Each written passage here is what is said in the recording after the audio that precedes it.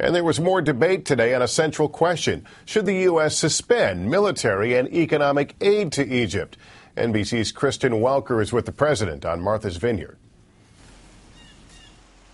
As President Obama wrapped up his vacation on Martha's Vineyard today, his policy toward Egypt came under sharp criticism in Washington.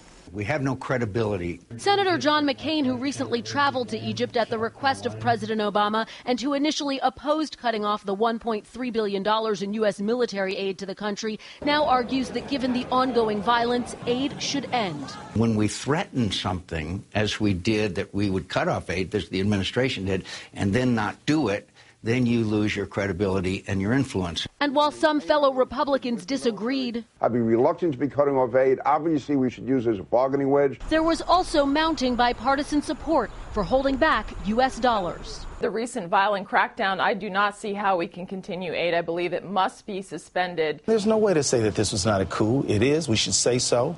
And then we should follow our own law, which says we cannot fund the coup leaders. Administration officials wouldn't respond to today's attacks, except to say the president continues to review his Egypt policy. U.S. officials tell NBC News among the options under consideration, withholding several Apache helicopters sold to Egypt 4 years ago and set to be delivered this fall. This past week, the president announced he would suspend upcoming joint military exercises. Both moves largely symbolic and not nearly as consequential as ending aid. It's really easy to take the step at one level of cutting the assistance, but then you have to live with the consequences of it. We may find it difficult to reestablish a connection with the Egyptian military.